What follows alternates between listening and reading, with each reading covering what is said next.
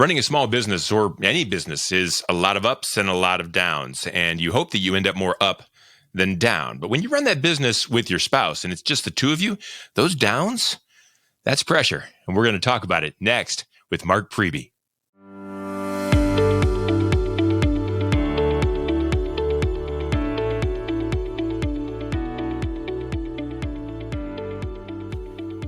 And the heat is on, so let's get cooking. This is Purpose Under Pressure. It's brought to you by the Ruby Group Sandler Sales Training, serving sales professionals nationwide from their Akron and Columbus, Ohio locations. They are one of the highest performing Sandler Sales Training affiliates in the nation.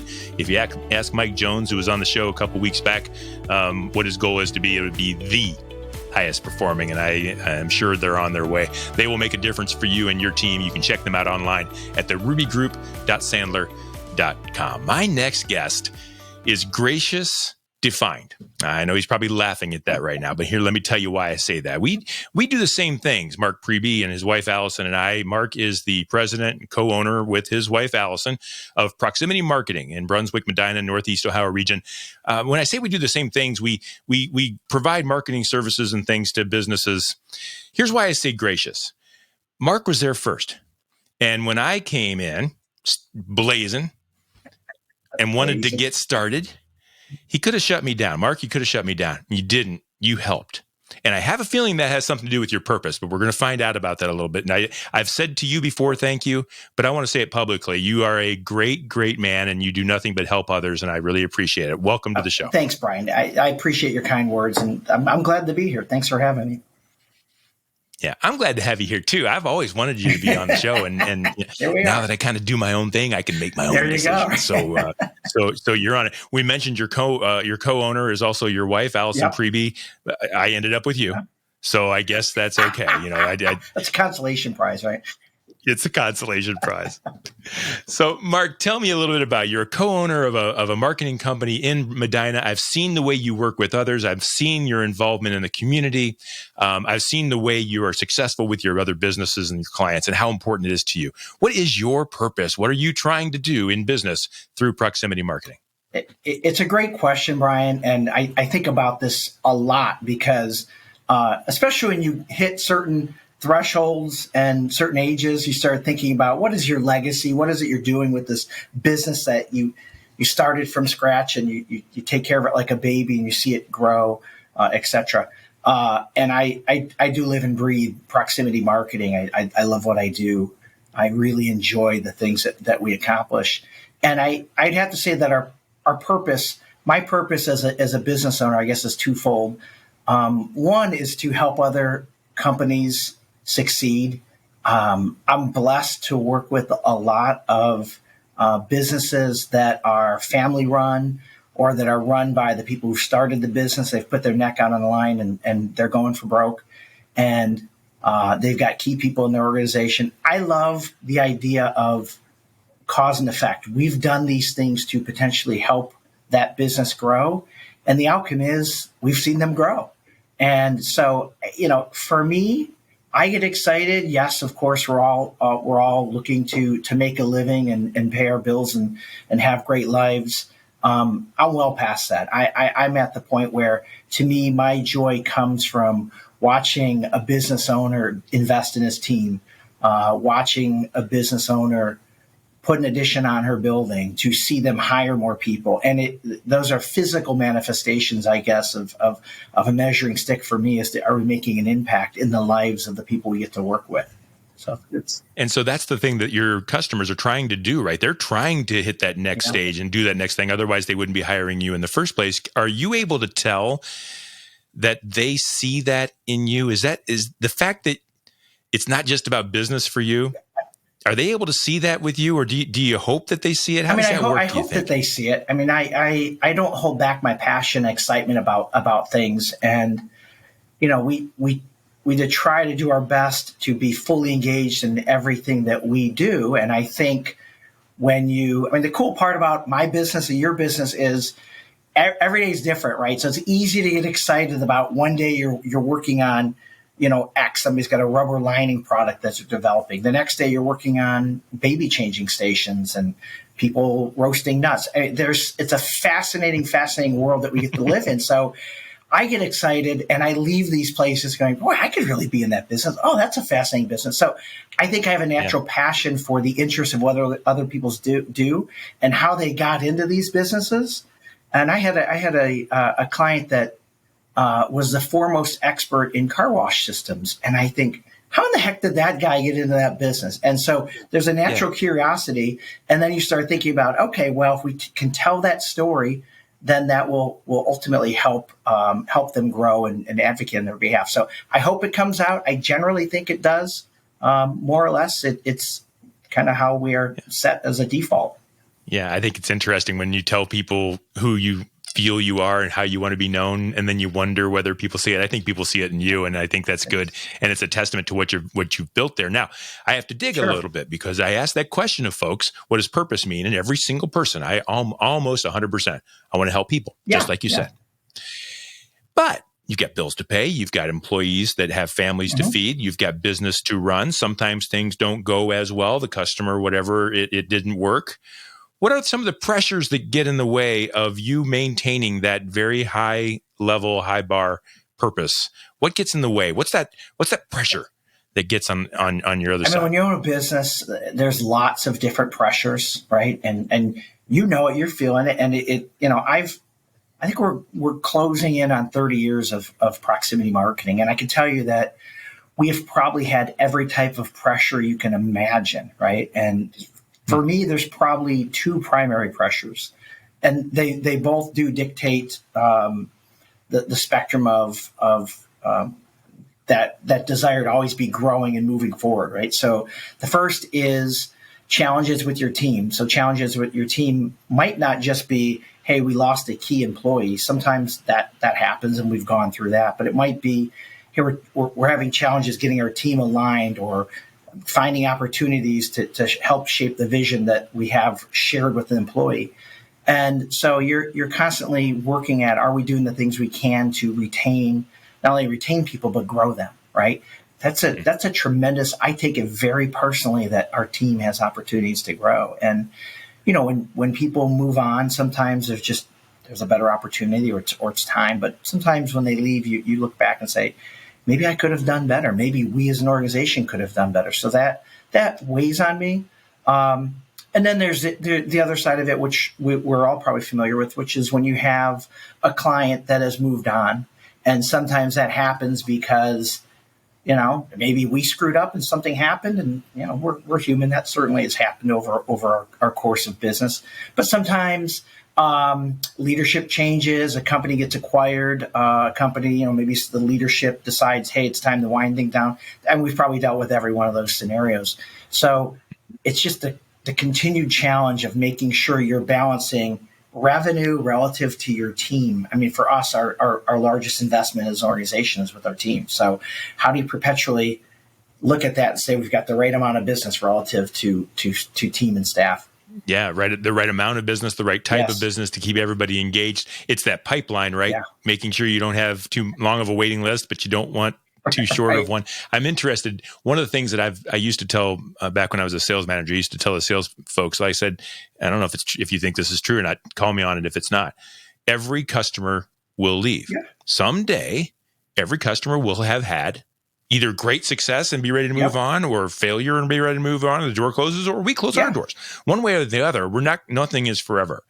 And yet it bothers me to no end.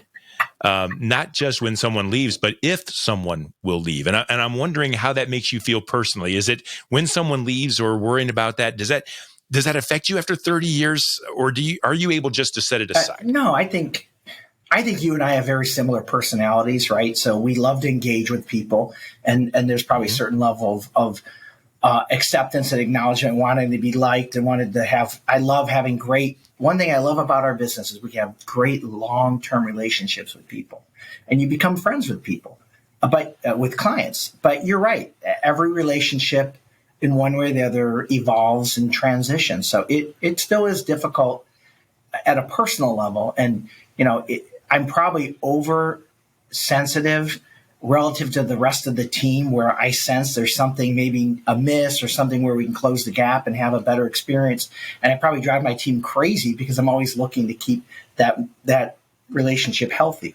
But I'll tell you what, one of the things that I am proud of is our business model, maybe in the first half of the life of Proximity, was really predicated on project type work. And we had a lot of business in a handful of very large clients. And you talk about scary or the pressure, but when you lose a client that maybe represents 40% of your business, and I think the day we were moving into the building that we're in here in Brunswick, I received a call from our largest client, and the message was that the nature of our relationship is changing.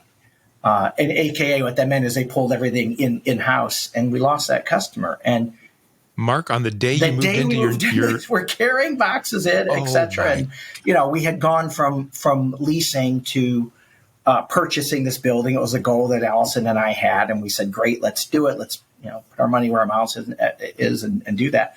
So that's a lot of pressure, right? And, but what happened over time, Brian, is we evolved our business model, and we moved from project work to a model that is retainer based.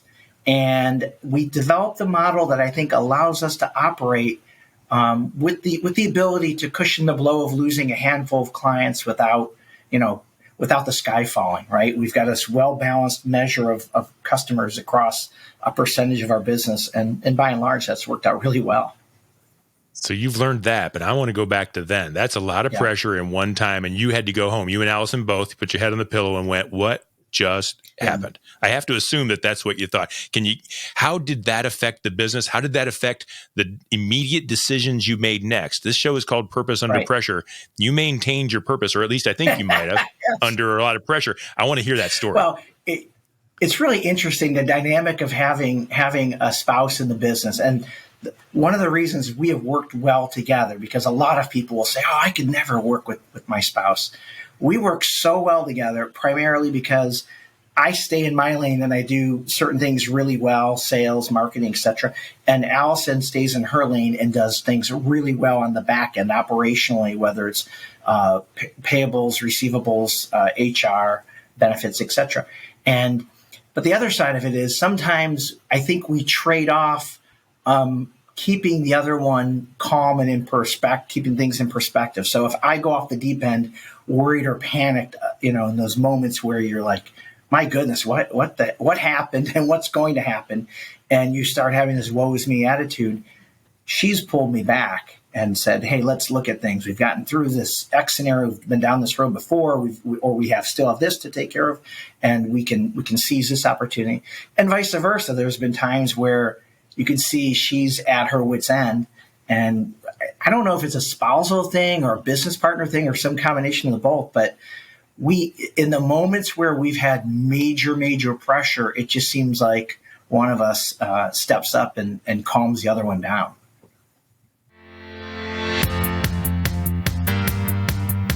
See, on the rule, only decision makers can get other people to make decisions. Each and every day, we have a decision to make. Also, when we're with buyers in our sales process, we have a decision to make how we're going to lead that interaction. And if I'm somebody that can make daily commitments and keep those daily commitments, then when I'm with buyers, I expect them to make commitments and keep those commitments to me throughout that sales process. So first and foremost, I have to have a decided heart in order to lead other people to make the decisions that I'm expecting them to make.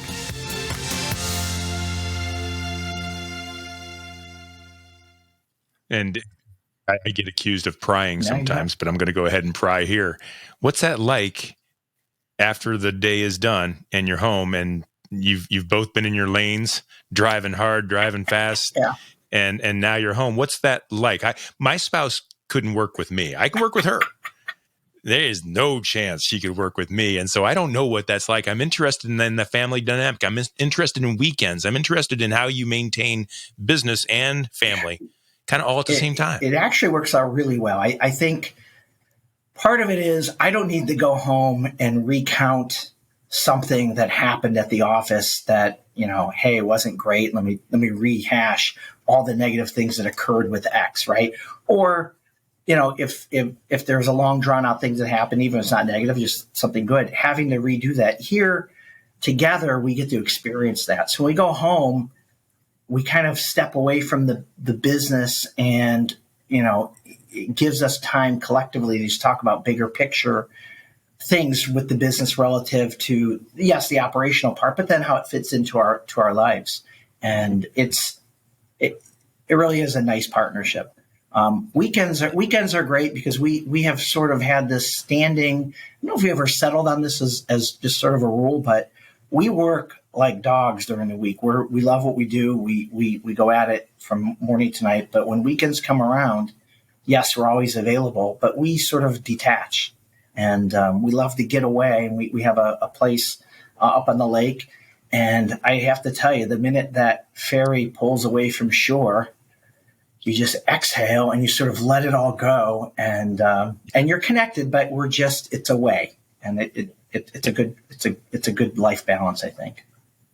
And I have to assume, and I won't bother getting in deeper in that, but I have to assume your purposes are shared, and so you're able to make decisions based on the same direction. I'm interested in, you mentioned your employees and making them, feel needed and benefit from working with you, and retention and those kind of things. How do you go about? You and your wife have your purpose. Right.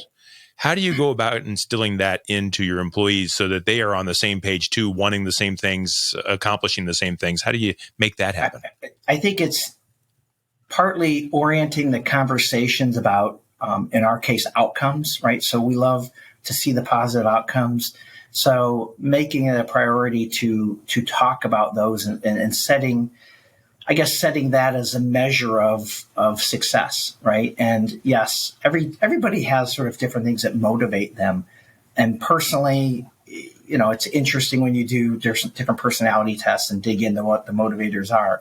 But I think collectively, as a group, as an organization, you can agree upon positive outcomes for us are making our clients the heroes, helping them grow, and they can take that and do with it what they will. If they want to reinvest in their team, they do. If they want to, buy a bigger house, they can do all that. So it is nice that when we see our team, if we're not involved in something, but the team coming back and saying, "Hey, guess what? We found out X, the client's doing this, or they've won an award," and whatever that is. So I think it's just continually orienting the conversations about what does a common success look like, and then measuring that.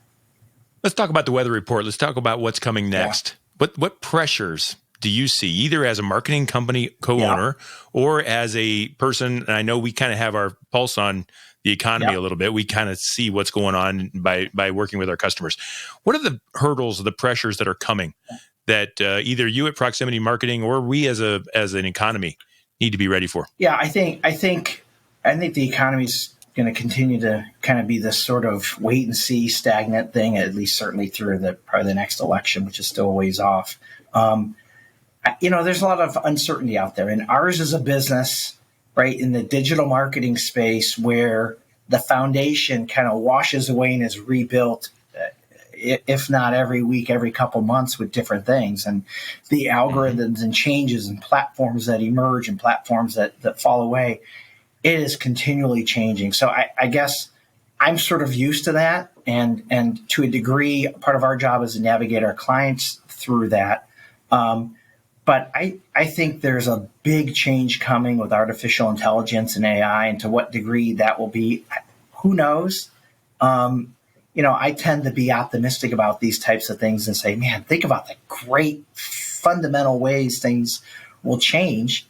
But obviously that could be scary too. Lots of risk of, all right, well, will we be needed as a marketing agency? Can are we going to have margin squeeze? All those things that I think you worry about, but just embrace change, right? You have to be able to say, we have no idea what tomorrow is going to bring, but I know that we know what we're doing. We have great relationships with our clients. We have great team members, and the evolution of helping our clients succeed that mission doesn't really change. It just maybe you're using different tools to accomplish it. Yeah, and we've seen the different tools, haven't we? And I think that's where purpose comes in. Facebook wasn't always here, and email wasn't always here, and all those things, and yet we still keep on going. And like you said, everything changes, and so you choose to see AI as a pressure that can benefit the whole and not necessarily an evil. Are there ways that is there anything to be afraid of in the future that we really need to be watching for, especially from the marketing point of view? Well, I mean, I think from an AI standpoint, there are a lot of you can work through scenarios. Yeah, how can that go wrong? Yeah. How can that go wrong in AI?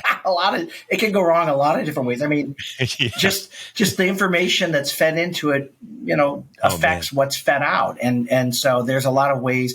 It's like any tool, Brian. People will find a way to misuse it, right? And we could pick a platform from texting to Facebook, and there are millions of stories of the way bad people use it in bad ways. And again, things tend to have a way of shaking out. I just think people need to be aware. In terms of other things that I see out there, the economy's a challenge. Continuing to educate people and our workforce and young people, that's going to be important.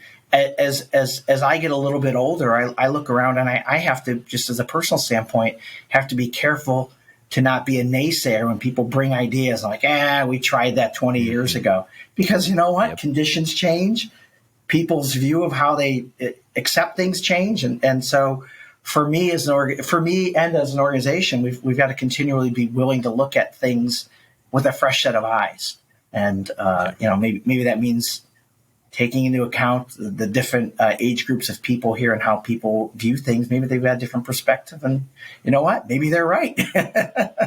Yeah, maybe they're right. I think that's the key. I think all these tools, all these things that people can do, they can run their own marketing, can't they? I mean, it really doesn't. They can do their own ads, and they can do anything. And with AI, you can even do more. And I think it's so important to have an expert on your team, even if you don't hire the full package or whatever. You need someone that has been through it, that can know how to use it right or wrong. And that's why I think people need to continue to reach out to you, Mark. If they wanted to reach out to you to talk about marketing or even to talk about small business, community ideas, tell you how great your wife is, how would they reach out to you? Yes, please. So people can find us online, proximitymarketing.com. The same on LinkedIn and Facebook. You find me, Mark Priebe, on LinkedIn. Or you could call our office, 330-220-6100, and I'm extension 222. Happy to talk. Tremendous. Thank you for giving your information. Thank you for being a guest on the show. I've always wanted to do this, and for a few different reasons, I haven't been able to. And like you know, one of the perks of owning your own business is you get to call the shots, right? You do your own thing. And so I'm thrilled to have you on the show. And Mark, continued best success, the best success. I am more than happy to be 5th or 6th place. I want you leading the charge. You're doing great. No, I'm serious. You're doing great things in Brunswick and Medina, and for your clients. You're really doing great work. And I think it's for smaller businesses like mine that are coming along to learn from you. And to follow in that wide path that you're making. And so thank you for doing that. It's a help to everybody. Thanks, Brian. I appreciate it. That's Mark Priebe. He is the president and co-owner with his better half, Allison Priebe, of Proximity Marketing. They are handling digital marketing and marketing strategies for Brunswick, Medina, Northeast Ohio, and you, if you will give him a call. That's Mark Priebe at Proximity Marketing. You'll find all past episodes of Purpose Under Pressure at brianmediastrategies.com/podcast and wherever you stream your podcast. This show is brought to you by the Ruby Group, Sandler Sales Training. If you are coming up against pressure in the sales world, and who doesn't? That is the most pressure-packed job in the world. You could use a little purpose, or at least a way to kind of bring it out in front so everybody can see what you're made of. That's what Mike Jones and the team at the Ruby Group, Sandler Sales Training, will do. So give them a call. Again, you'll find all of our old shows at brianmediastrategies.com/podcast. We do this every week, and we will see you again next time on Purpose.